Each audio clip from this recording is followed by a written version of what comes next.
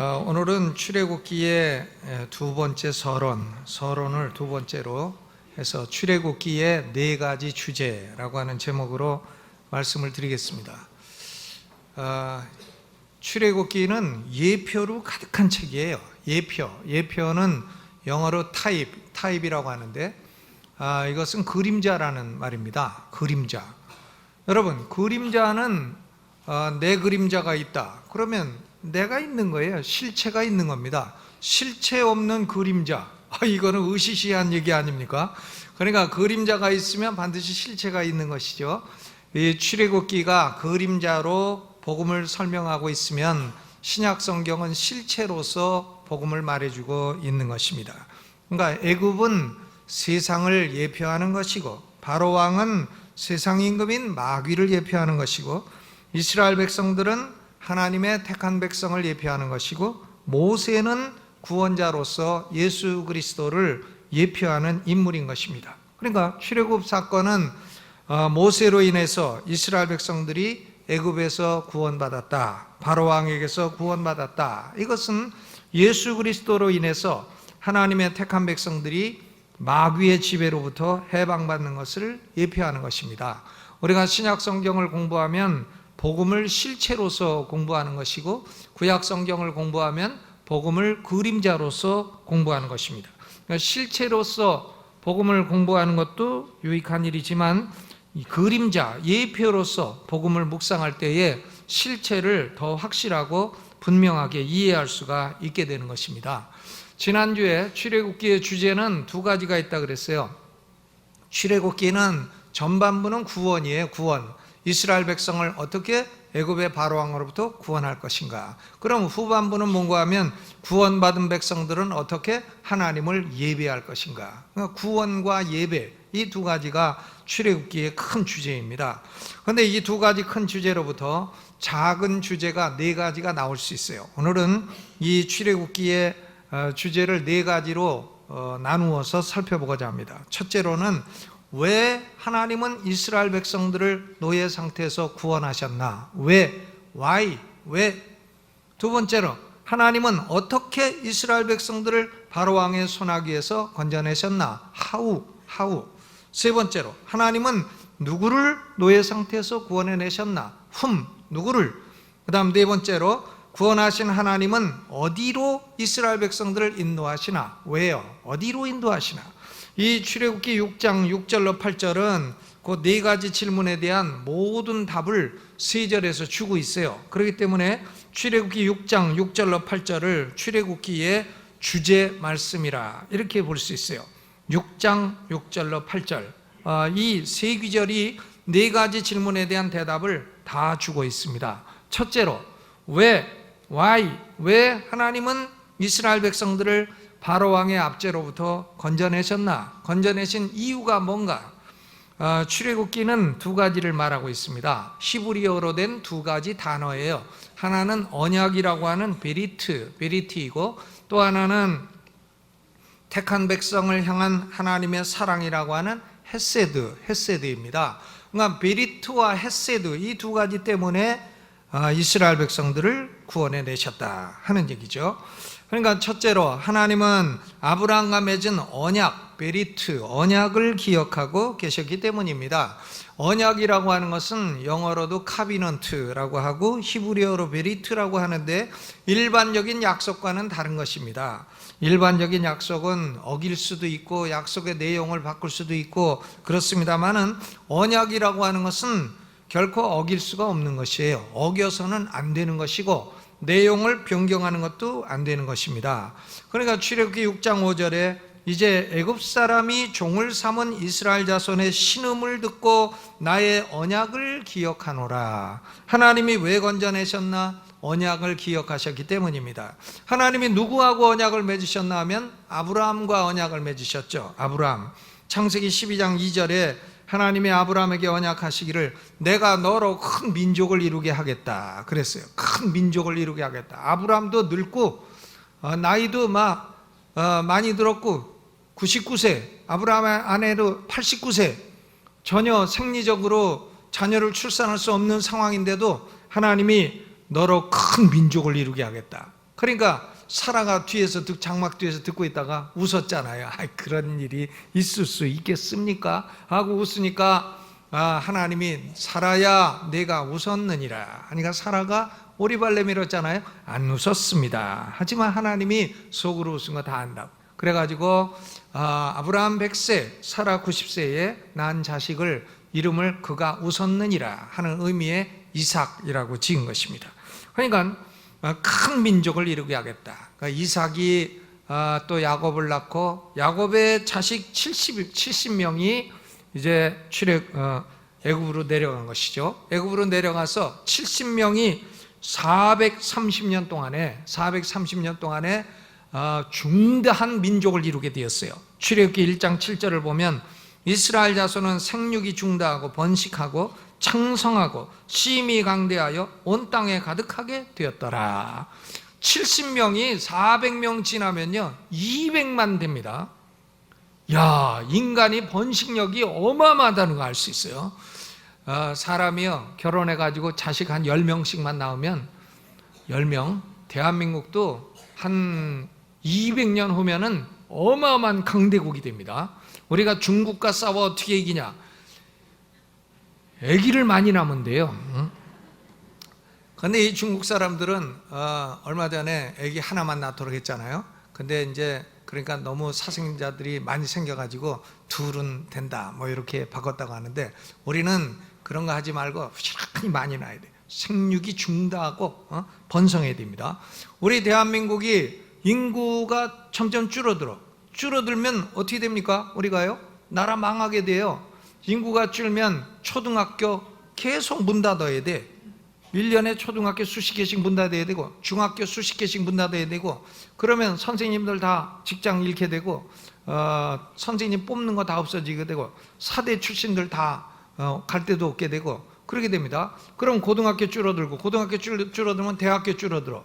그러니까 얼마 전만 해도 고3 졸업생이 80만이에요. 근데 지금 60만 밖에 안 됩니다. 20만 줄었잖아요. 그럼 20만 줄면 정원 400명 뽑는 대학교가 몇 개가 없어져야 됩니까? 5천 개 없어져야 돼요. 엄청난 일인 것입니다. 대학교 5천 개 없어지면 교수 실업자 얼마나 나오겠어요? 또 직원 실업자 얼마나 나오냐고요. 그러니까 인구가 늘어나는 게 엄청난 축복이에요. 젊은 사람들은 결혼해서 자녀 많이 낳으시기를 주님의 이름으로 축원합니다. 근데 뭐 별로 아멘도 안 하고 있는데 뭐 이제 우리 아브라함 수준의 일은 우리는 이제 소용이 없겠습니다만 젊은 사람들은 대한민국 잘 되려면 아기 낳아야 됩니다. 아기 낳고 많이 낳아야 돼요. 한 20명씩. 그러니까 웨슬리 부모가 20을 낳았어요. 20을 낳다 보니까 거기서 찰스 웨슬리, 요한 웨슬리 감리교의 창시자가 나오게 되었습니다. 그러니까 하나님이 아브라함으로 하여금 큰 민족을 이루겠다. 이 약속을 이루었어요. 400년 만에. 그리고 아브라함에게 하신 언약의 핵심은 창세기 15장 13절로 14절입니다. 여호와께서 아브라함에게 이르시되 너는 정령이 알라. 네 자손이 이방에서 객이 되고 그들을 섬기겠고 그들은 400년 동안 네 자손을 괴롭게 하리니 그 섬기는 나라를 징치할지며 그 후에 네 자손이 큰 재물을 이끌고 나오리라. 400년 지나면 하나님이 애굽을 치겠고 그리고 자손들은 큰 재물을 이끌고 나오리라. 그러니까 이스라엘 백성들이 애굽 사람한테 우리 간다 그랬더니 애굽 사람이 다 금은 패물을 주었잖아요. 그래가지고 큰 재물을 이끌고 나오게 되었습니다. 그러니까 출애굽 사건도 하나님이 언약을 기억하셨기 때문이에요. 아브라함과 언약을 기억하셨기 때문입니다. 하나님은 언약을 잊지도 아니하시고 변경하지도 아니하시는 하나님이에요. 하나님이 아브라함과 맺으신 언약의 연고로 애굽의 정치 세계를 지배하고 계셨던 것입니다. 하나님은 절대적인 주권자예요. 우리가 남북한 관계 너무 걱정하지만 걱정할 거 없어요. 하나님이 주권자, 하나님 때가 되면 하신다 이겁니다. 아멘. 저런 악한 정권이 얼마나 가겠어요. 지금 3대 원고만 해도 기적 중에 상기적이지 얼마나 더 가겠습니까? 하나님이 그냥 두시리라고 생각할 수 없어요. 아멘. 네. 그러니까 하나님이 이 세상 정치를 다 지배하고 계십니다. 왜? 언약 때문에. 하나님의 언약을 이루시기 위해서 애굽의 정치 세계를 다 지배하고 계셨습니다. 그러니까 이스라엘 백성을 왜 건져내셨나? 첫째로 언약 때문에, 둘째로는 하나님이 이스라엘 백성들을 불쌍히 여기셨기 때문이에요. 불쌍히 여기셨기 때문에, 컴패션. 하나님이 이스라엘 백성들이 노예 상태에서 신음하며 탄식하는 소리를 들으셨기 때문입니다. 출애굽기 2장 24절 25절에 하나님이 그 고통소리를 들으시고 아브라함과 이삭과 야곱에게 세운 그 언약을 기억하사 이스라엘 자손을 권념하셨더라. 권념. 한자로는 돌볼권자, 생각념자, 생각하고 돌보아 주신다, 그런 뜻이고, 영어로는 concern, 깊은 관심을 가지셨다 그랬어요. 하나님이 이스라엘 백성의 고난에 대해서 깊은 관심을 가지셨다, 그런 얘기입니다. 왜 당시 애굽의 속국으로 노예된 나라가 많이 있었는데 이스라엘 백성만 권념을 하셨나? 여러분, 애굽이 당시의 강대국이고 여러 나라 침략해가지고 다 노예로 많이 삼았죠. 애굽 노예된 나라가 한둘입니까? 그런데 하나님은 노예된 백성 중에서도 이스라엘 백성만 권념하셨어요. 왜 그랬습니까? 이스라엘 백성이 착해서입니까? 아닙니다. 의롭기 때문입니까? 아닙니다. 정직하기 때문입니까? 아닙니다. 이스라엘 백성이 우상 숭배를 안 했기 때문입니까? 아닙니다. 이스라엘 백성에게 원인이 있지 않습니다. 신명기 9장 5절로 6절에 보니까 모세가 말했어요. 네가 가서 그 땅을 얻으면 너의 의로움을 인함도 아니요 내 마음이 정직함을 인함도 아니요 네게 이 아름다운 땅을 기업으로 주신 것이 내 의로움을 인함이 아니니라. 너는 목이 곧은 백성이니라. 내가 의롭기 때문에 구원한 것도 아니고, 내가 착하기 때문에 구원한 것도 아니고, 내가 정직하기 때문에 구원한 것도 아니다 이거예요. 우상 숭배를 안 하고 여호와만을 섬기기 때문에 구원했냐? 그것도 아닙니다. 이스라엘 백성들이 애굽에서 고난받은 것은 무슨 순교 그런 게 아니에요. 그냥 받은 거예요. 바로 왕이 일 시켜 먹으려고 고난 준 거예요. 이스라엘 백성이 착하기 때문에 핍박을 받은 거냐? 그런 거 아닙니다. 여호수아서 24장 14절을 보면 너희 열조가 강 저편과 애굽에서 섬기던 신들을 제하여 버리고 여호와만 섬기라. 여호수아가 후손들 보고 너희 열조는 애굽에서 우상을 섬겼다 분명히 말하고 있지 않습니까? 그러니까 이스라엘 백성들은 애굽에서 우상 숭배도 했고 악하고 정직하지 못했습니다. 그럼에도 불구하고 하나님은 이스라엘 백성들을 사랑하셨어요. 왜 사랑하셨나? 몰라요. 그냥 사랑하신 거예요.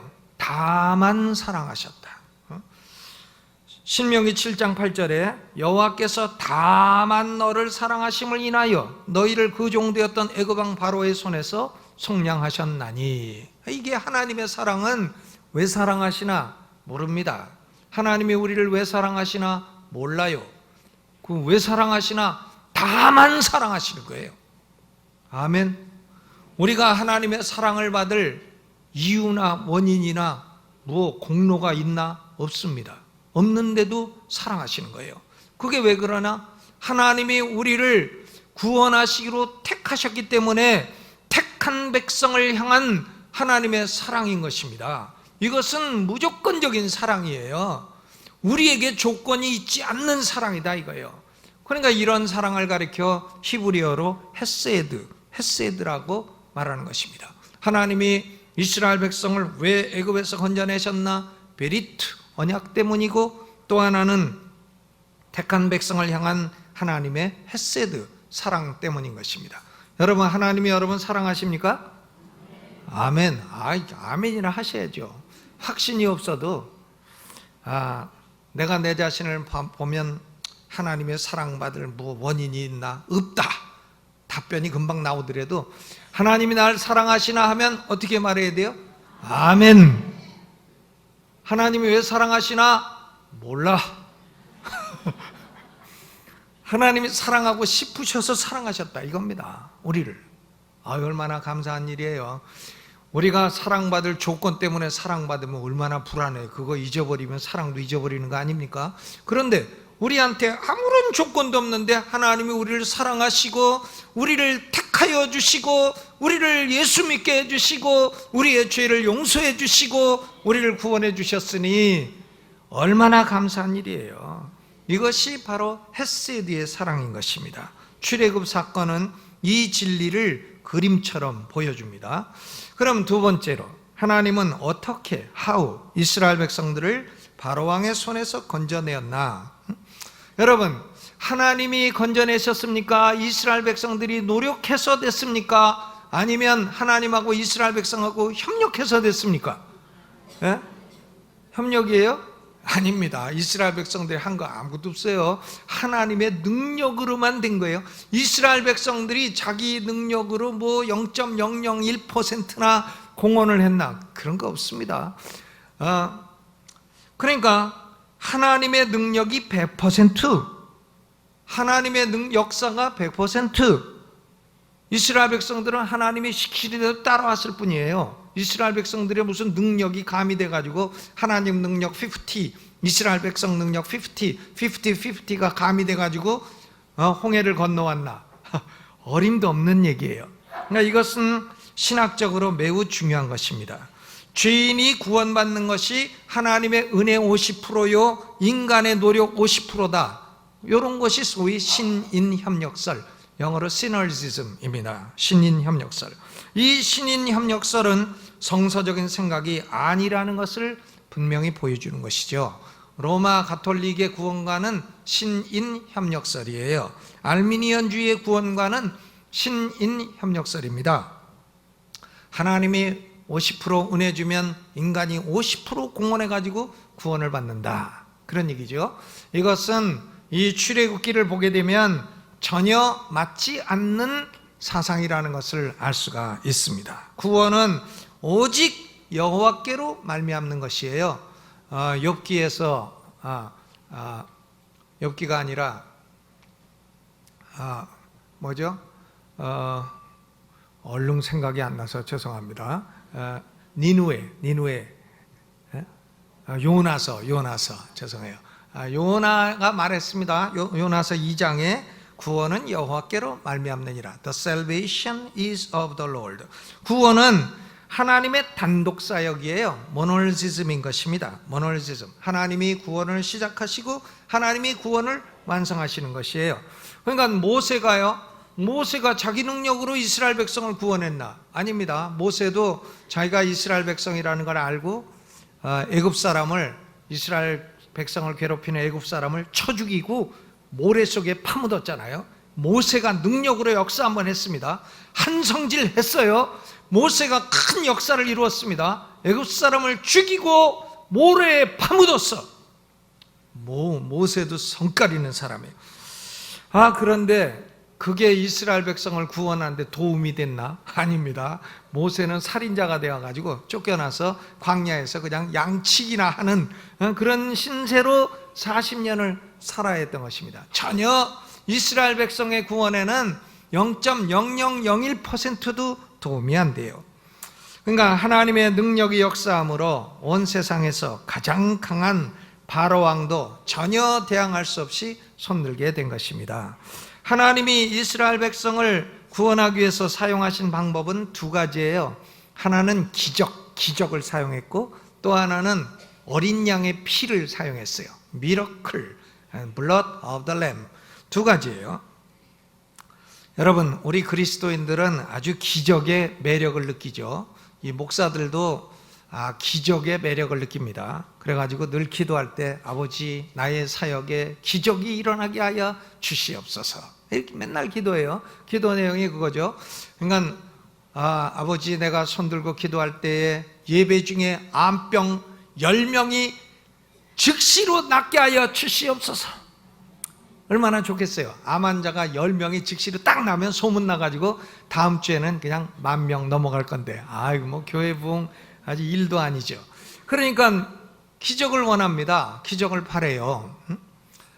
그런데 우리가 성경을 보게 되면 역사 속에 기적이 많이 일어난 것은 흔한 일이 아니에요. 역사 속에 3번 기적이 많이 일어났어요. 3번.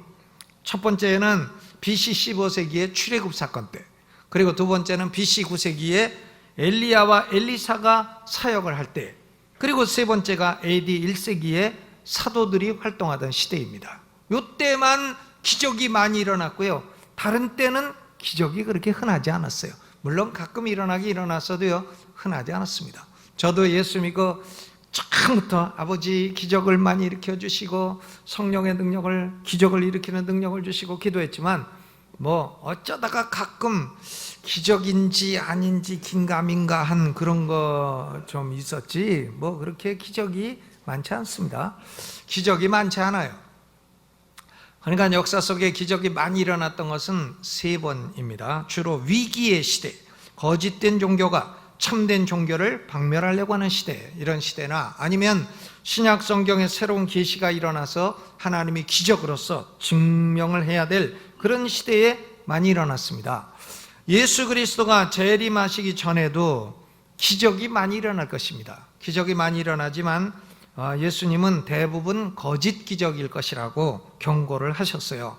데살로니가 후서 2장 8절로 9절, 악한 자의 임함은 사단의 역사를 따라 모든 능력과 거짓 기적과 불의의 모든 속임으로 멸망하는 자들에게 임하리라. 사탄의 역사를 따라 거짓 기적을 많이 일으킨다. 거짓 기적. 그래가지고 택한 자라도 미혹하게 하리라 그랬습니다. 그러니까 예수님 재림이 가까울수록 기적 운동을 하는 사람들은 대부분 좀 가짜일 가능성이 많은 것이죠. 사탄의 역사를 따라 하는 운동일 가능성이 많습니다. 21세기에 일어나고 있는 소위 신사도 운동, 자기들이 새로운 사도가 됐다, 이런 사람들 아닙니까? 자기들이 12사도 말고 하나님이 자기들을 또 사도가 되게 했다는 거예요. 그건 무슨 약을 먹으면 그렇게 되나 난 모르겠네. 그 약 먹은 사람들이죠. 그리고는 기적을 일으키는데 그런 기적들은 별로 쓸모있는 기적이 없어요. 거짓 기적이 많습니다. 거짓말을 해요. 죽은 사람 살렸다 하는데 어떤 데는 4명 살렸다고 하다, 어떤 데는 20명 살렸다고 하다, 어떤 데는 15명 살렸다고, 어떻게 자꾸 틀려? 그러니까 참 거짓된 것이죠. 거짓 기적, 신사도 운동. 하나님이 우리 가운데 주권적으로 기적을 일으켜 주시면 감사한 일이에요.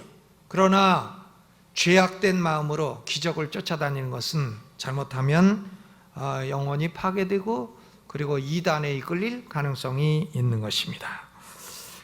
우리나라는 이런 거짓 기적의 선두주자가 있잖아요. 누구냐? 박태선이에요. 박태선 아시죠? 아주 엄청난 기적을 많이 일으켜, 그 사람 발 씻은 물 먹느라고 사람들이 난리친 거 아닙니까? 그건 불신자들도 안 하는 짓이에요. 불신자들도 남의 발 씻은 실은 안 먹어요. 그런데 그 물만 먹으면 병이 낫는다, 그 물만 먹으면 기적이 일어난다 해가지고 기적을 쫓아다니는 사람들이 별짓을 다 하고 웃기는 짓을 많이 하고, 지금 나와 있는 대한민국의 그 이단들은, 괴수들이 전부 다 박태선 쫄개들이에요. 거기서 많이 파송돼서 나온 것입니다. 거짓된 기적, 사도가 아닌 거짓된 사람들이에요. 그러니까 우리가 기적은 좋은 것이지만 기적이 항상 늘 일어나는 것은 아니다는 것을 기억을 해야 됩니다. 그런데 하나님이 출애굽을 할 때에는 큰 기적들을 일으켰어요. 애굽에 10가지 재앙을 내리심으로 바로왕을 굴복시키고 이스라엘 백성들을 건져내셨습니다. 기적을 사용하셨어요.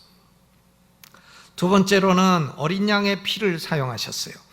어린 양의 피가 출애굽기에는 2가지로 나와요. 하나는 출애굽기 12장 13장의 유월절 절기입니다. 유월절 때에 이제 하나님이 모든 장자를 다 죽이겠다. 그러나 어린 양을 잡아서, 흠없고 점없는 어린 양을 잡아 그 피를 문설주에 바른 사람은 장자가 죽지 않는다.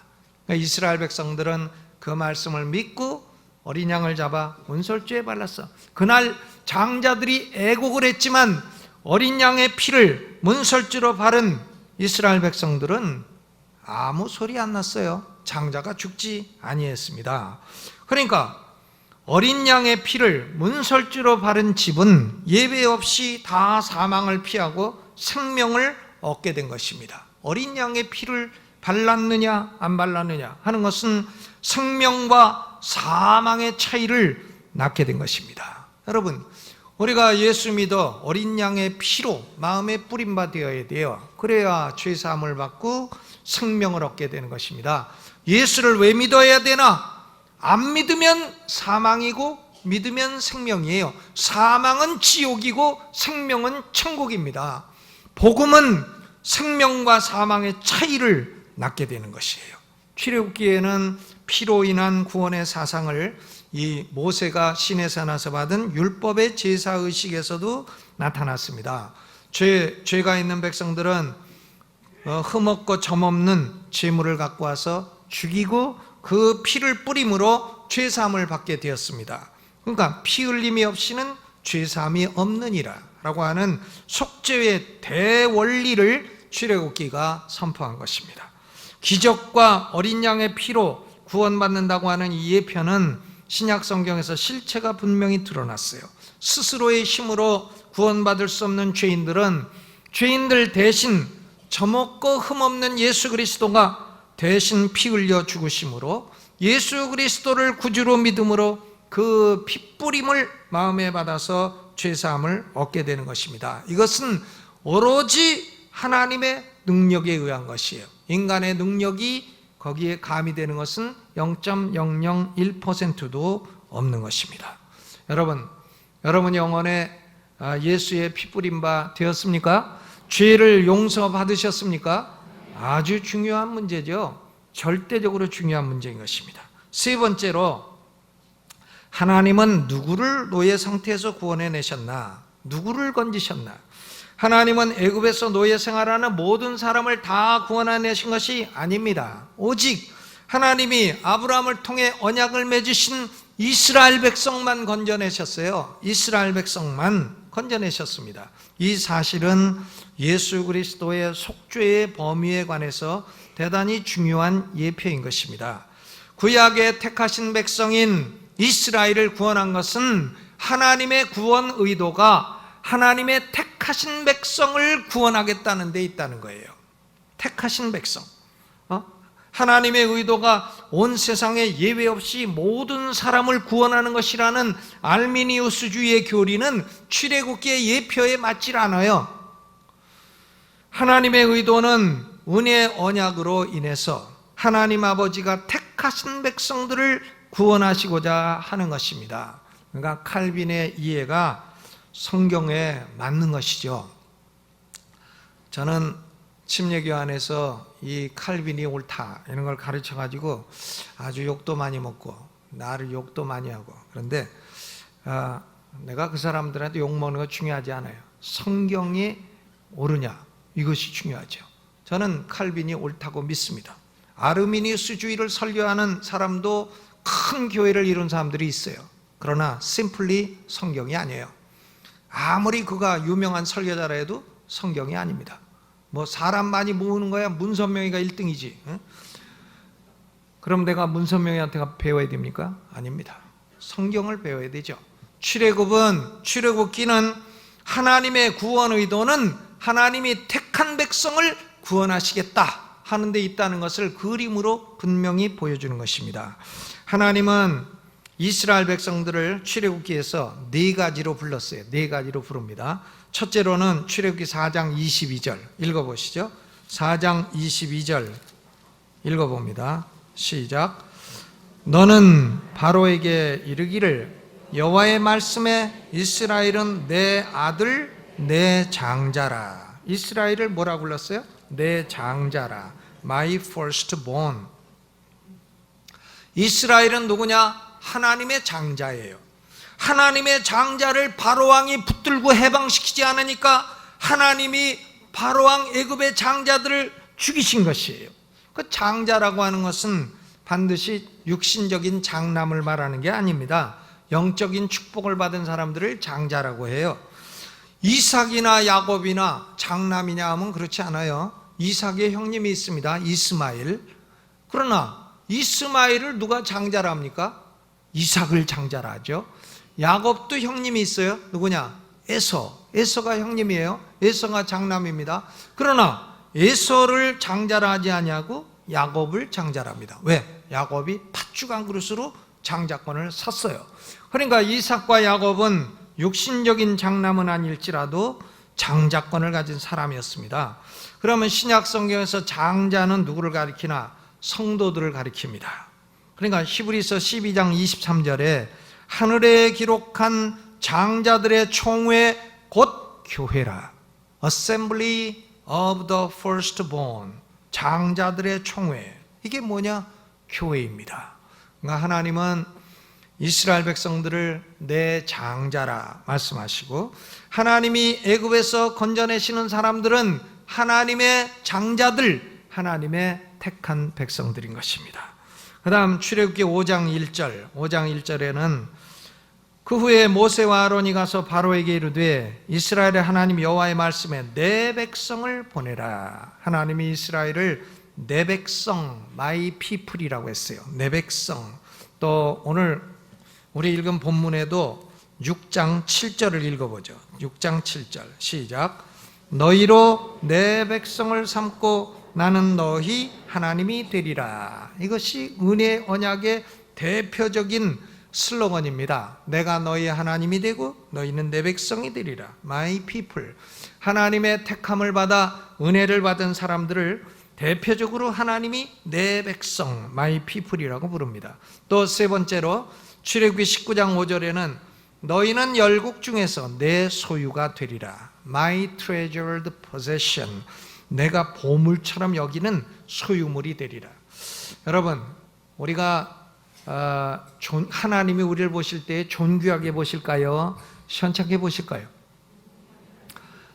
존귀하게 보시죠. 왜? 하나님이 택한 백성들을 뭐라고 했냐면 treasured possession, 보물과 같은 소유물이라. 우리는 하나님에게 보물과 같은 존재. 따라서 해보세요. 나는 하나님에게 보물이다. 아멘. 하나님이 나를 보물처럼 여기는 백성이다 이거예요. 보물. 근데 보물이 조금 병들 수도 있고 보물이 조금 약할 수도 있으니까 기도할 때 하나님 보물이 조금 병들었습니다. 고쳐주세요. 이렇게 기도할 수 있는 거죠. 보물입니다. 또 출애굽기 19장 6절에는 너희가 내게 대하여 제사장 나라가 되며 거룩한 백성이 되리라. 이스라엘 백성들은 제사장이에요. 구별되어 하나님을 섬기는 백성인 것입니다. 그러니까 하나님은 택한 백성을 구원하셔서 하나님을 섬기고 예배하도록 하시는 것입니다. 이것이 출애굽 사건이 예표하고 있는 진리입니다. 이 택함 받지 못한 사람들도요, 모여가지고 교회라고 하는 이름을 붙일 수가 있어요. 무슨 교회다, 무슨 교회다. 근데 그들의 특징은 뭔가 하면 이 성경을 우습게 여겨요. 성경대로 믿지를 않아요. 그래가지고 하나님 아버지도 계시고 자기 마누라는 또 하나님 어머니야. 어머니 하나님, 아버지 하나님, 어머니 하나님 계시고 또 삼촌 하나님, 고모 하나님. 그러니까 아버지 하나님, 어머니 하나님 계시니까 그런 것도 나와야 되잖아요. 그런 이상한 성경과 아무 관계없는 모여서 교회라고 이름을 붙이고 수십만 명이 모여도 그런 집단은 교회가 아닙니다. 하나님의 택한 백성들이 아닌 것입니다. 그런 집단을 가리켜 심플리 이단이라 부르죠. 여러분, 기적이나 이런 걸 쫓아다니다가 이단에 가지 마시기를 바랍니다. 또 신기한 것 쫓아다니다가 이단 쫓아다니지 마시기를 주님의 이름으로 축원합니다. 아멘. 대한민국 이단 왕국이에요. 이단에 빠져가지고는 자식들이 이단에 빠지면 부모고 뭐고 없어. 마누라가 이단 빠지면 남편도 없어. 가정 없어요. 가정 파괴범들이에요. 박근혜 대통령은 김정일 잡기 전에 이단부터 좀 잡아주시기를 부탁을 드리겠습니다. 얼마나 많아요. 이단이 종교를 잘못 믿는다는 것으로 처벌할 수는 없어요. 종교 자유가 있는 나라니까요. 그러나 이단이 범죄하면 잡아가야 되는 겁니다. 이단이 죄를 지었는데 잡아야지 왜 안 잡아요? 범죄 때문에 잡는 것이죠. 여러분, 이 출애굽기는 하나님이 애굽에서 건져낸 백성들은 하나님의 택한 백성이다. 이것을 말하고 있습니다. 그럼 네 번째로, 하나님은 이스라엘 백성들을 어디로 인도하시나? 왜요? 어디로 인도하시나? 본문 6장 8절에 내가 아브라함과 이삭과 야곱에게 주기로 맹세한 땅으로 너희를 인도하고, 맹세한 땅은 어딘가 하면 가나안 땅입니다. 젖과 꿀이 흐르는 땅. 가나안 땅은 영적인 의미가 있는 땅이에요. 그 땅은 천국을 상징하는 땅인 것입니다. 그러니까 우리를 구원해서 바로 왕의 손에서 건져가지고 더 나쁜 왕에게로 데려가나? 그거 아니고 바로 왕의 손에 건져 가나안 땅으로 인도한다. 마귀의 손에서 하나님 우리를 건져 천국으로 인도하시는 줄로 믿습니다. 아멘. 히브리서 11장 16절 저희가 이제는 더 나은 본향을 사모하니 곧 하늘에 있는 것이라. 그러므로 하나님이 저희 하나님이라 일컬음 받으심을 부끄러워하니 하시고 저희를 위하여 한 성을 예비하셨느니라. 천국의 한 성, 새 예루살렘 성, 천국을 예비해 주셨습니다. 이스라엘 백성들은 즉시로 약속의 땅으로 들어가지 아니하고 광야 생활을 40년을 했어요. 우리 성도들도 예수 믿고 즉시로 천국 가지는 않습니다. 천국에 들어갈 때까지 광야 생활을 해야 되는 것입니다. 광야 생활은 천국에 들어갈 때까지의 순례의 길이에요. 거기는 아말렉이 쳐들어오기도 하고, 또 죄성이 발동돼서 죄를 짓기도 하고, 또 하나님부터 징계를 받기도 하고, 그런 길입니다. 그 길이 순례의 길이에요. 낮에는 구름 기둥으로, 밤에는 불 기둥으로 인도해 주셨듯이 하나님이 성령으로 우리 순례의 길을 인도해 주시는 줄로 믿습니다. 이제 결론을 맺겠습니다. 이스라엘 백성들은 애굽에서는 바로 왕을 섬겼고 출애굽한 이후에는 하나님을 섬겼어요. 섬겼다는 동사는 똑같습니다. 단지 주인이 바뀐 것이에요. 바로 왕을 섬기는 것은 노예가 되는 것이고, 하나님을 섬기는 것은 자유인이 되는 것입니다. 마귀를 섬기는 것은 멸망으로 가는 것이고, 어린 양의 피를 통해서 구원을 받아 하나님을 섬기는 것은 생명으로 가는 길인 것입니다. 영생으로 가는 길이에요. 그러니까 출애굽기는 전체적으로 우리에게 한 가지를 묻고 있어요. 당신은 누구를 섬기는가? 나는 아무도 안 섬깁니다. 그런 사람은 대부분 만몬신 섬기고 있어. 돈을 섬기고 있어요. 누군가 다 섬기는 겁니다. 우리는요, 직장 가면 상사 섬기는 것이고 다 섬기는 거예요. 그러니까 당신은 누구를 섬기는가? 이 질문에 대해서 나는 어린 양의 피로 구원받아 하나님을 섬기는 백성이 되었습니다.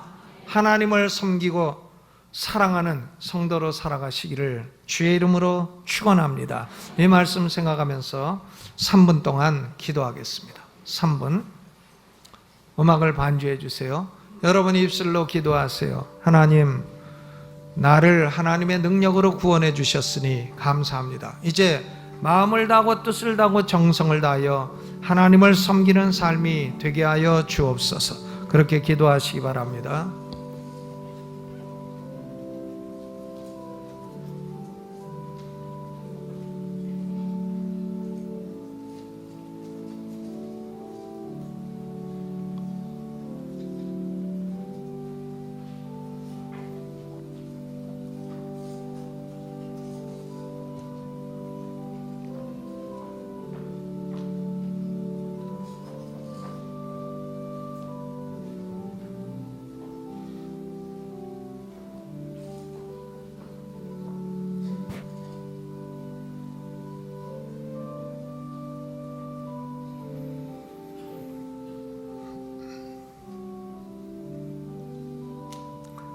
하나님 아버지, 광야 같은 세상길을 순례할 때에 구름기둥, 불기둥이 인도해 주신 것처럼 성령이 우리의 삶을 인도해 주시고 하나님만을 경배하고 예배하며 살아가는 우리가 되게 해 주옵소서. 예수님 이름으로 기도하옵나이다. 아멘.